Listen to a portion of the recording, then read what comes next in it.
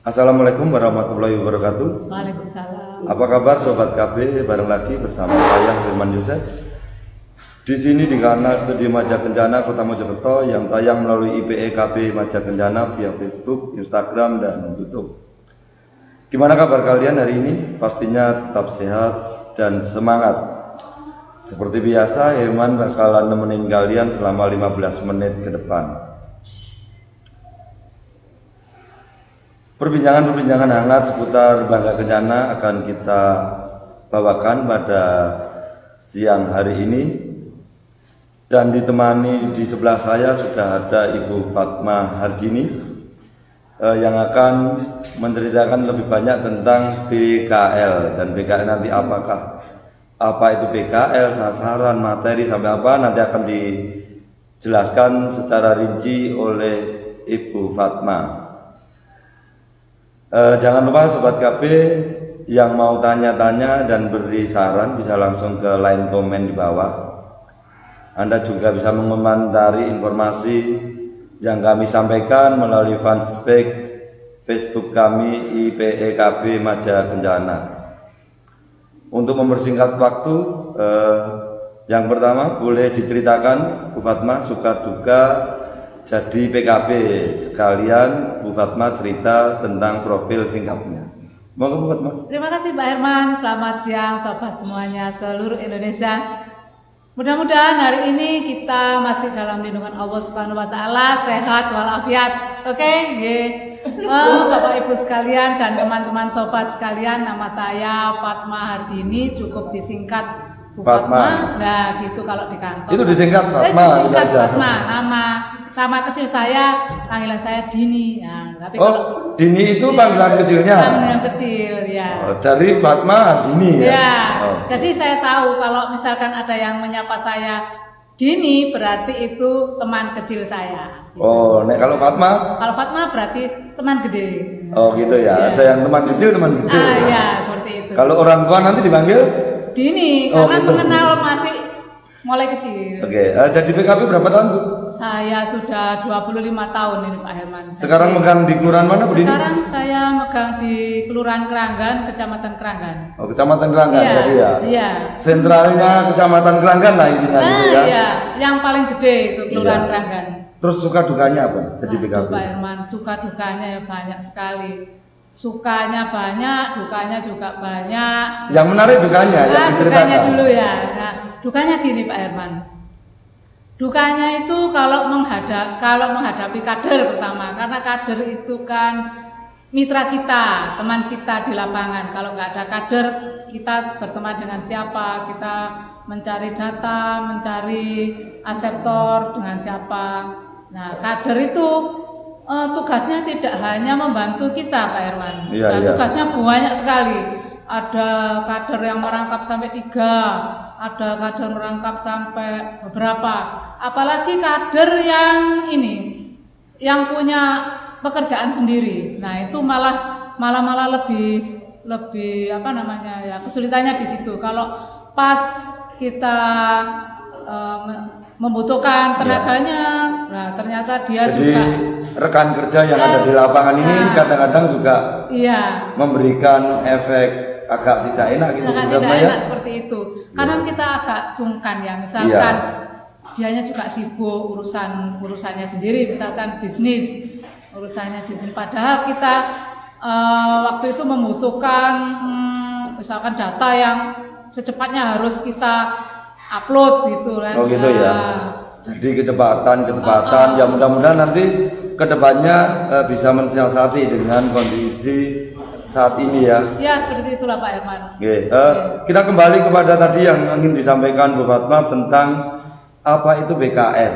BKR atau BKL? BKL Pak Herman. BKL. Oh ya. BKL itu apa Bu Fatma? BKL itu Bina Keluarga Lansia. Jadi kegiatan kelompok ini ya biasa disingkat POKTAN ya. Kegiatan kelompok ini itu sasarannya ada sasaran langsung dan tidak langsung. Oh gitu. Ya. Jadi kalau sasaran langsung berarti lansianya sendiri karena dia tidak mempunyai keluarga di dalam rumah itu lansia tersebut. Jadi misalkan di rumah hanya ada 2 suami istri lansia dua-duanya, itu juga sasaran. Ada juga dalam satu keluarga itu ada lansianya, misalkan orang tua ini sudah tidak bisa apa-apa, kan mesti ada yang merawat anaknya. Nah, anaknya ini yang juga sasaran. Oh gitu ya? Iya, jadi antara langsung itu berarti langsung kepada lansianya. Langsung kepada lansianya. Kalau tidak langsung itu keluarga yang mempunyai lansia gitu. Di dalam rumah gitu itu. Ya. Jadi artinya langsung tadi itu berarti lansianya sendiri itu juga sasarannya gitu buat Maya. Sasarannya, ya. Oh. Tapi kalau untuk ini ya, siapa lagi kira-kira? Tetangga itu termasuk enggak, ayo? Tetangga ya enggak, Pak Herman? Oh enggak ya. Iya, jadi tetap keluarga yang mempunyai lansia gitu ya. Seperti halnya dengan BKB. Ya, ya. Di dalam keluarga itu kan tidak hanya anaknya, bisa jadi anaknya di luar kota bekerja, yang di dalam rumah itu perawat atau pembantu yang membantu dalam rumah itu. Nah, itu termasuk keluarga juga. Oh gitu, keluarga yang menemani lansia. Ya, ya. Jadi yang menjadi sasaran adalah keluarga yang mempunyai lansia. Untuk tidak langsungnya ini ya. Ya. Kalau yang langsungnya lansia itu juga menjadi sasarannya langsung. Nah, seperti itu. Ya. Tadi kita sudah mengetahui apa itu BKR. BKL ya ini. BKL ini. Sampai saya lupa terus ini ya. BKL. Enggak apa-apa Pak Herman. Terus sasarannya sekarang materinya BKL. Itu apa aja? Ayo. Kalau materinya itu ada 7 dimensi lansia tangguh Pak Herman. Jadi yang pertama itu spiritual, yang kedua dimensi sosial, yang ketiga itu dimensi emosional, yang keempat dimensi fisik, yang kelima dimensi intelektualnya, kemudian yang keenam dan ketujuh adalah dimensi profesional, vokasional, dan dimensi lingkungan. Oh gitu ya? Iya. Kok ini tadi dari beberapa materi itu kebanyakan ini Bu Fatma ya lebih menekankan pada aspek psikologinya gitu ya? Iya. Karena orang tua itu rentan senengannya ini muring-muringan gitu intinya ya. Emosional. Iya, ya. Labil lah ini ya. Gitu ya. Ada enggak hambatan ataupun pengalaman yang menarik menangani kelompok BKL? Hambatannya banyak Pak Herman. Ya, seperti juga halnya BKB dan BKR ya. Untuk ini kegiatan-kegiatan yang kita laksanakan di lapangan itu kadang-kadang nggak sepenuhnya absensi itu penuh. Misalkan punya anggota, misalnya anggotanya 20 lah misalnya ini ya Pak Herman, itu nggak semuanya bisa datang. Kadang-kadang ya beberapa itu berhalangan, itu ada yang sakit, ada yang pergi ke rumah anaknya, ya ada yang kontrol kesehatan. Oh ini ya untuk mengumpulkan itu yang mengumpulkan itu agak kesulitan. Ya.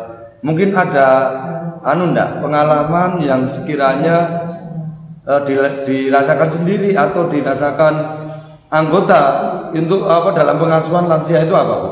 Kalau untuk pengalaman sendiri, nah kebetulan ini saya itu sudah beberapa kali menangani lansia ya. Iya.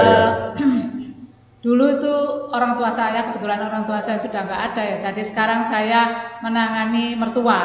Nah kebetulan mertua saya itu sudah rentan ya. Maksudnya rentan itu sakit sedikit itu sudah harus dirawat betul-betul. Maksudnya spiritnya untuk semangatnya untuk sehat gitu loh Pak Herman. Oh gitu ya. Ya itu harus hati-hati karena sedikit kita bicara, sedikit kita itu tersinggung. Oh tersinggungan? Iya tersinggungan, orang tua sakit lagi itu tersinggung. Oh tersinggungan ya, jadi umpamanya mau ada apa-apa pasti banyak tersinggungannya orang tua itu ya. Iya. Itu tadi bahwa kita sudah mengetahui apa itu BKL. Iya.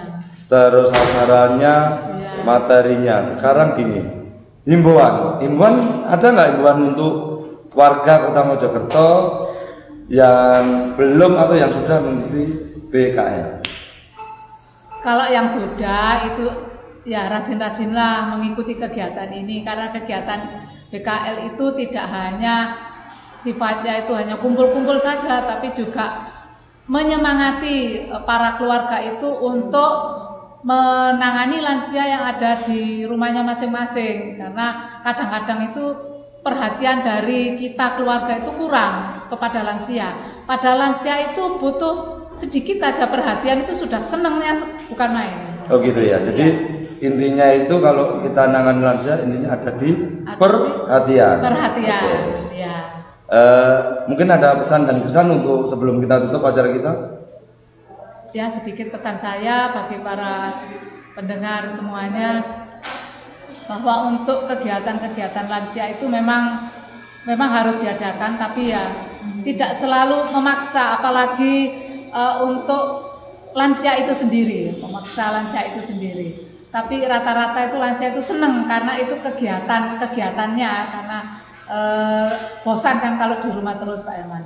Ya, itu. Ya, Sobat KB, sudah 15 menit Herman nemenin kalian semua. Untuk itu sebelum Herman tutup perbincangan pada kali ini, Herman dan Ibu Fatma Hardini mohon maaf bila terjadi kesalahan dalam tutur kata dan bahasa. Herman yang bertugas mohon pamit undur diri dari ruang dengar Anda. Saya akhiri, wassalamualaikum warahmatullahi wabarakatuh.